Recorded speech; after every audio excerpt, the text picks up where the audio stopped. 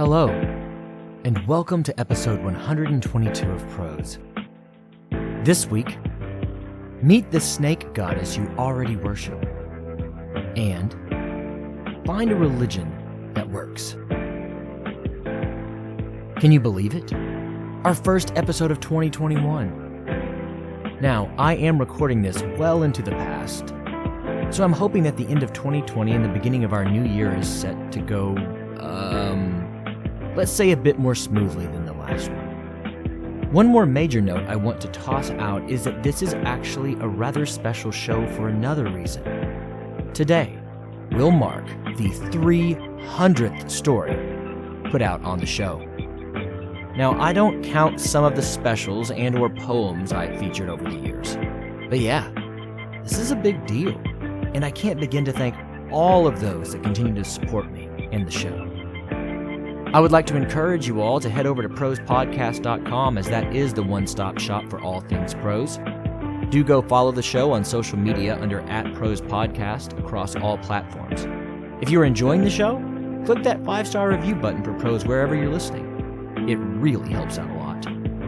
For easiest access to the show, subscribe wherever you listen. And do go check out the Prose Patreon page at patreon.com/prosepodcast and consider supporting the show there. Both heaps of gratitude and a little swag will come your way. Again, all of that is on prosepodcast.com. Lastly, and I haven't said this in a few weeks, if you do decide to go rate the show, maybe leave a review too. The actual reviews are pretty important and can actually help the show gather up quite a bit of positive momentum and steam. Alright, thanks for listening. Let's get to the tale, shall we? This week we have the Bronzen Serpentess and the Golden Way. Enjoy.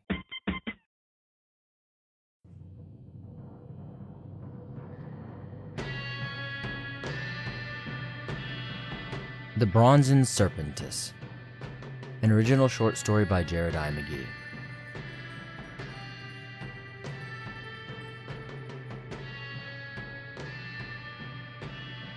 He removed the high places, and brake the images, and cut down the groves, and brake in pieces the brazen serpent that Moses had made. For unto those days the children of Israel did burn incense to it, and he called it Nehushtan. 2 Kings 18:4.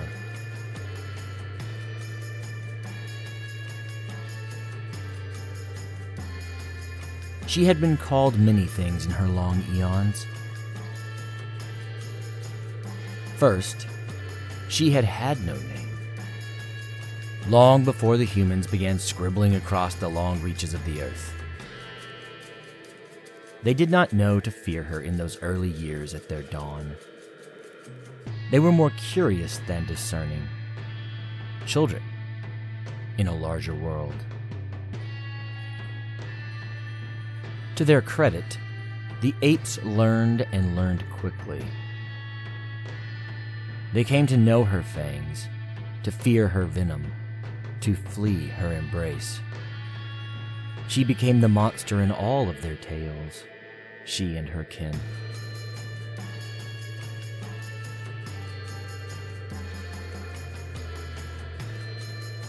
Those apes that began to shift the worship from the old things in the world and who had such a hatred of the feminine, they cursed her doubly. She did not know why they hated her so, but the loathing was there. They hated all the other gods, but she became an icon in their religion, a fetish for evil and supreme betrayal and abandonment of the divine. In the nascent days of their faith, that hatred sprang from envy. This particular pack of apes longed for the fertile lands that another pack of apes held. The latter tribe were called Canaanites in the tongue of their enemies. On the mountains, in the canyons, these apes in control of the fertile places of a harsh land worshipped her and her children. They made sacrifices, enchanted mantras, at Megiddo, at Gezer, at Kodesh HaKodashim, at Hazor, at Shechem. They, unlike the other apes, adored her. In their rituals, they begged her lesser children to bite them. They called out for the venom and embrace from which others ran. They clung to the mysteries of the older gods. That envious, warlike tribe, though, they would come to bring low these so-called Canaanites, ostensibly to bring glory to God. In reality, to take the prized land that her worshippers held.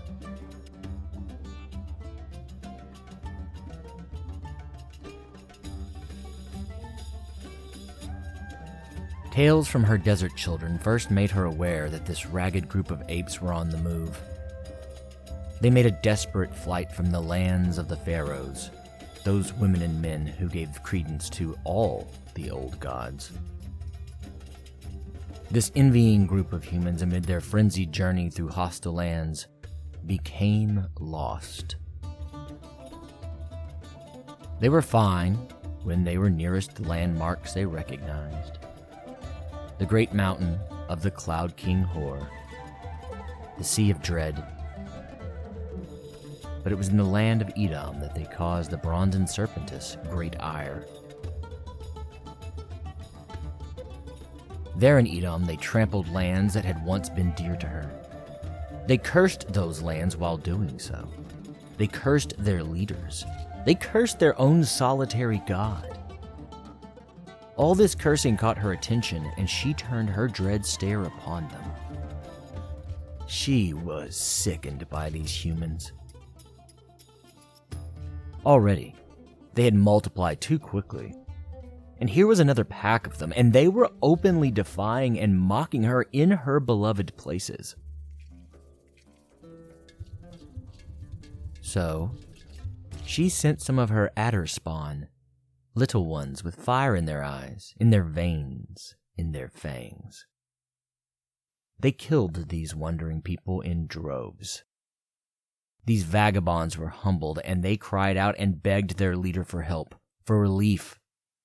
They repented to their God, but her children continued to plague them. And they would have killed this band to a man, but their leader was cunning, though she did not fully realize just how much so at the time. This man, this revered but embattled Moses, prayed to her. He parleyed with her. He swore to do whatever she asked of him, and so in her name. She ordered the ape to make a rendering of her in her greatness. At least the greatness the small human minds could comprehend. She cried out directly into his mind, directing this Moses, ordering, "Make thee a fiery serpent in resemblance of me, of bronze and gold, and set it upon a pole, and it shall come to pass that everyone that is bitten, when he seeth it, shall live. They shall look upon my visage, and be protected from my children. They shall look upon my visage and be healed. They shall look upon my visage and know true power. I shall not remove your suffering, fools, but I shall give all those who worship me the means to survive this trial."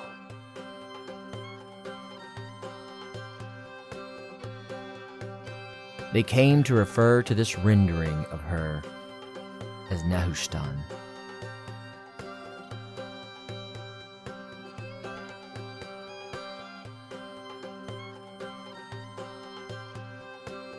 They came to refer to this rendering of her as Nehushtan, an odd name. But that distinction was given the staff and not her to all but Moses. The people continued to cry out to their own young god, They did not know the bargain Moses had made. They did not make good on that bargain. Even with their leader hiding the truth from them, the people came to worship the icon all the same, and through it, her. She coiled and seethed with power at the exaltation from this new group of apes. She provided them with food they came to call manna there in the desert. They worshipped her more for it, though they complained of the food's blandness. When the complaints became too great, she would send a couple of her children to remind them of their pain. She gloried in this newfound people to call her master. That is, she did until the wayward tribe began to find power. Their tribal leaders grew into true kings, and those kings saw her as a challenge to them. If they were claiming that their one God was the only true God and that their power derived from him, then having her as a rival claimant to his majesty was dangerous. So, King Hezekiah, the damned fool ape, tore down the altars to her and cut down all the symbols that had come to be associated with her worship. He had his priests rail against her and preach of her worthlessness, insisting that the people must abandon their infatuation with her, claiming that the staff had been naught but a cold, dead piece of brass. And yet, her image and her worship persisted among these apes that were now taken to calling themselves the chosen people. Little to their knowledge, out on the far peaks of Nebo and the far-flung deserts of Negev, their Moses had erected a great monument to her and her glories. As her worshippers and thereby her powers began to hold less sway on the terrestrial realm, that monument from Moses endured. He may have broken his promise, but he had ensured her survival in the end. Not her survival in the sense the apes understood it, rather her ability to effect their own mortal coil. Some would call that a blessing. Most would call it a curse upon mankind.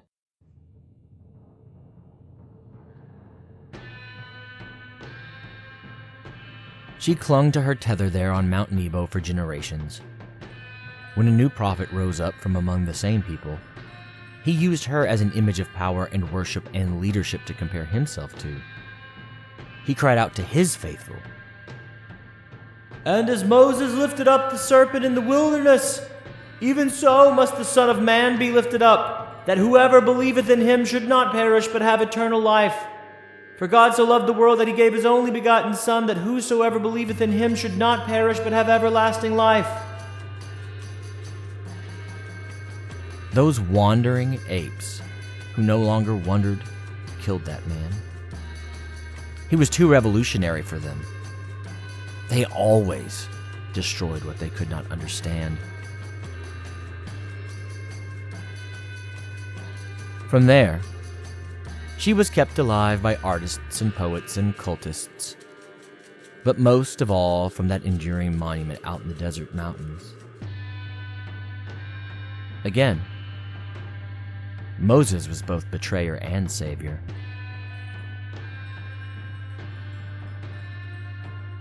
In other places of the world, she worshipped too.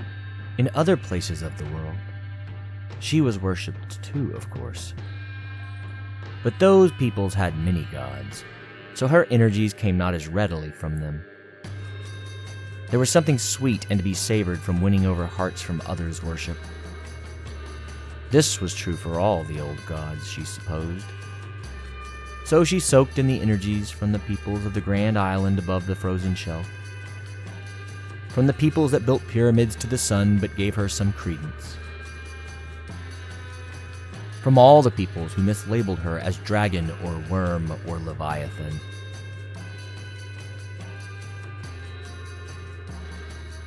Millennia passed in this manner. The fear of her children continued strongly. and that was sweet enough worship for her.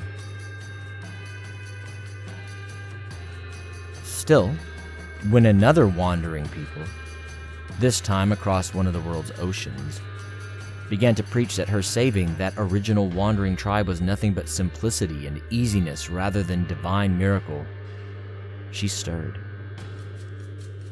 Men called Nephi and Lehi and Alma shouted that faith was easy. This angered her. Then they shifted to compare her yet again to that prophet they killed those years back, insisting that the wandering tribe's worship of the staff is comparable to worshiping the Christ, as that prophet had come to be called. She stirred more. And now the apes still worship a smattering of gods, old and new, but she endures. She is colder and quieter than once she was, but she endures. She endures in the new monument on Nebo that a younger ape cast up for her.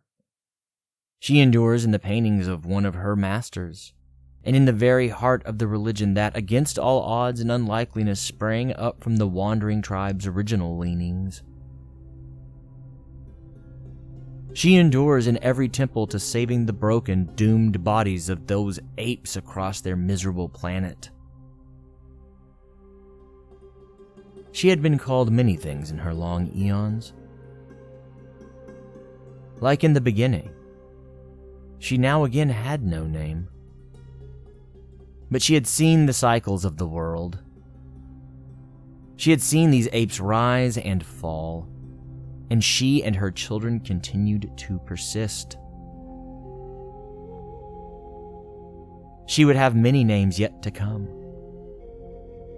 Of that, she was certain.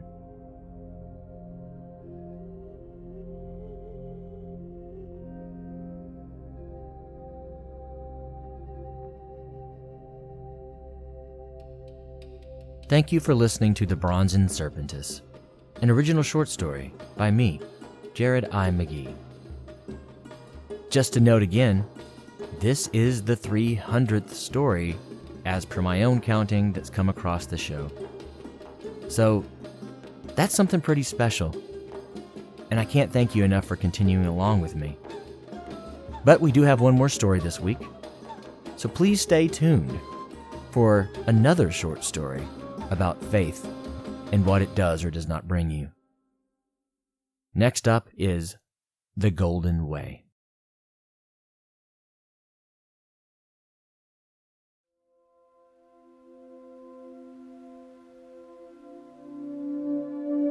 The Golden Way, an original short story by Jared I. McGee.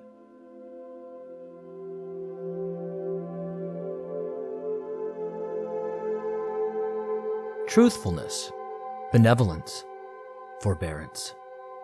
Truthfulness, benevolence, forbearance.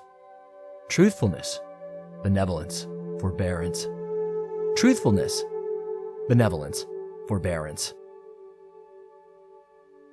Truthfulness, the fact of being true. Truth, the fact of being realistic or true to life, realism.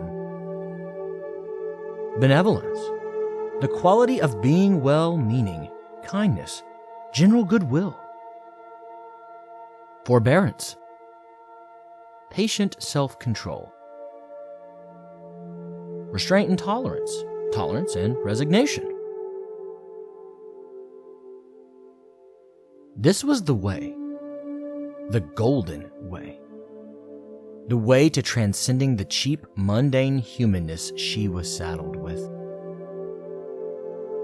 Amid all the other religious movements, the blooming of the Golden Way was the one that was fastest taking away adherents of the Abrahamic religion and the Eastern religions and the mystic paths. The combination of deep, enduring, constant meditation, slow-moving Tai Chi-style exercises that built energies across all chakras, and breathing practices secret to only those faithful of the Golden Way brought people in droves. Add in the inclusive moral philosophies of the path, and other faiths could not stand against the way. Why? Well, it all worked.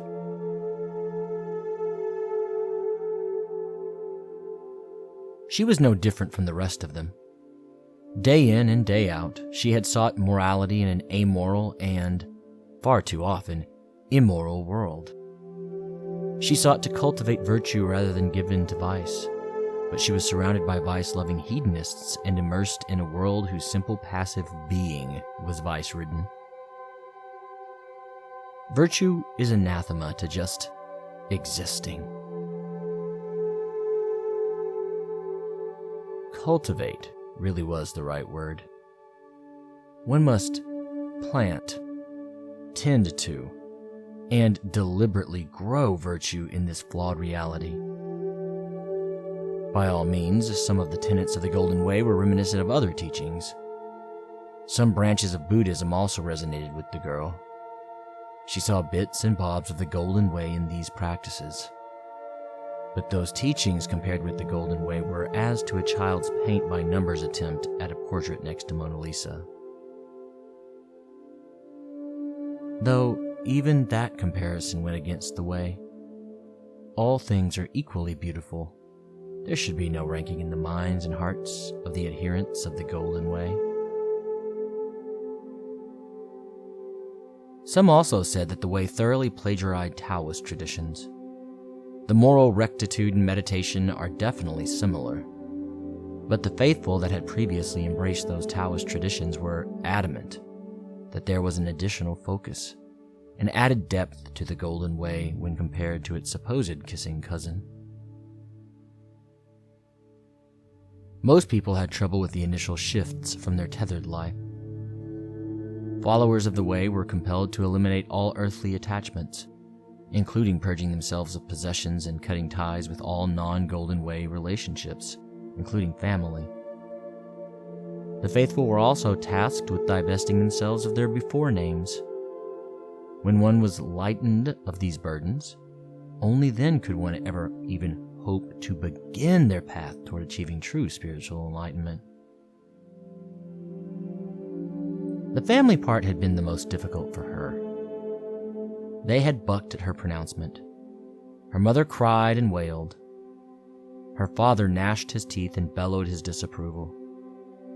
Her two siblings had just sat quietly, sitting in something akin to shock. Letting go of all the rest after this was just wind.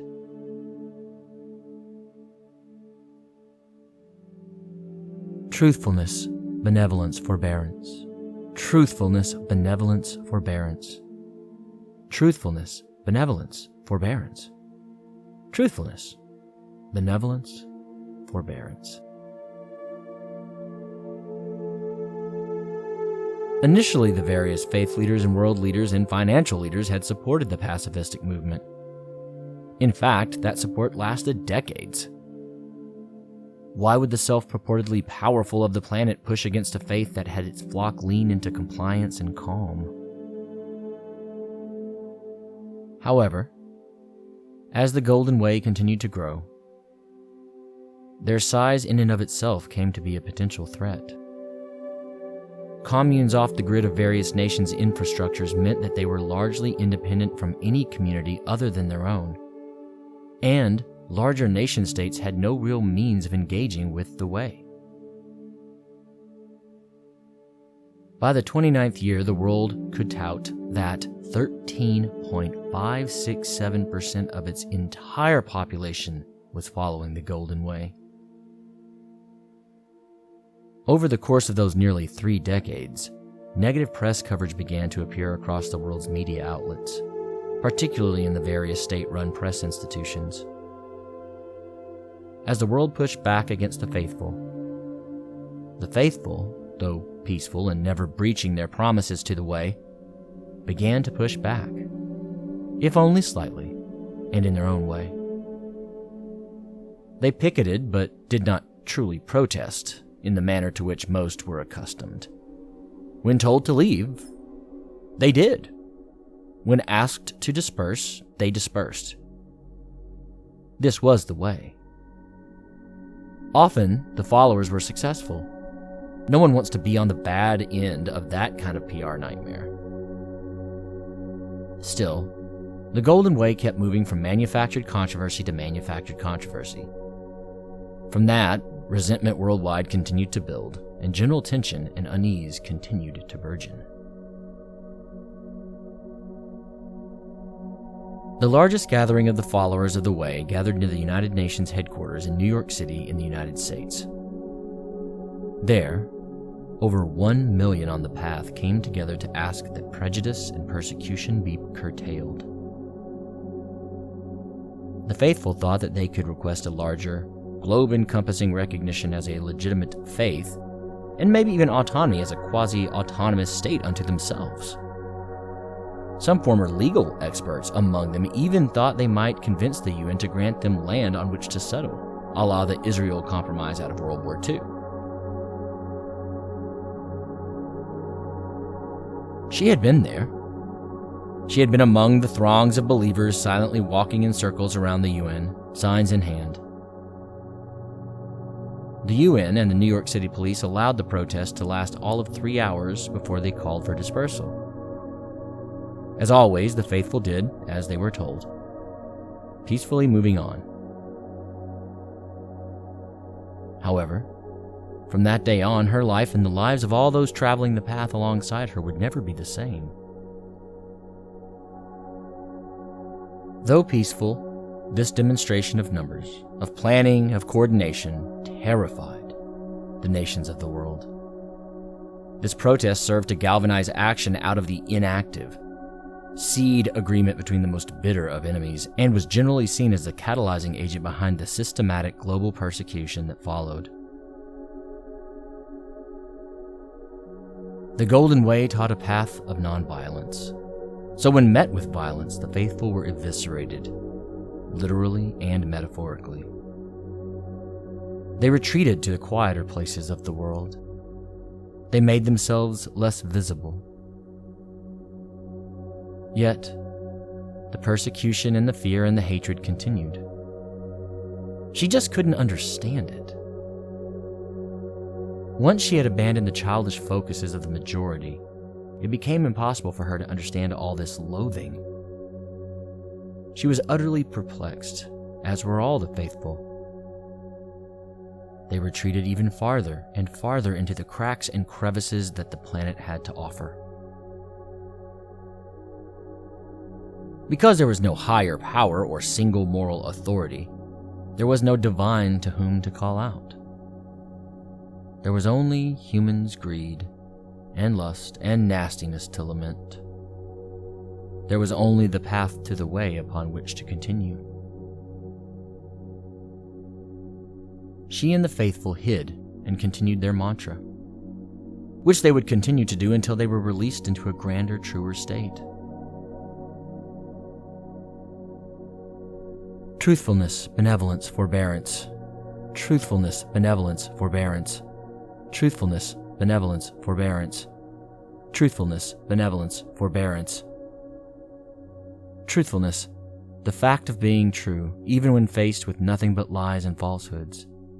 The fact of being realistic or true to life, especially when life is hurtful and venomous. Realism, even when darkness abounds.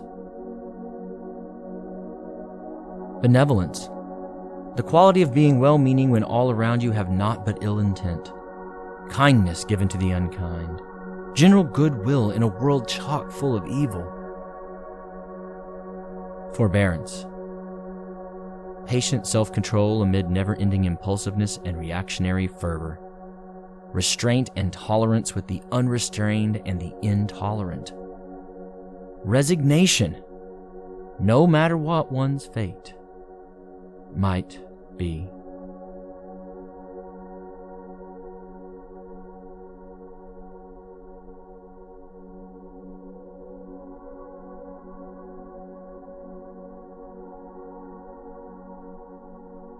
Thank you for listening to The Golden Way, an original short story by me, Jared I. McGee.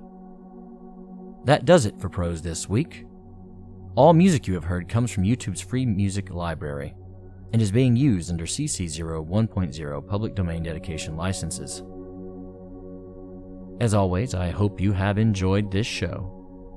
We'll have another one coming to you in 2 weeks' time. And as you continue about your day, love those around you, tell them that you do, and embrace this life as it is, stranger than fiction. Thanks for listening.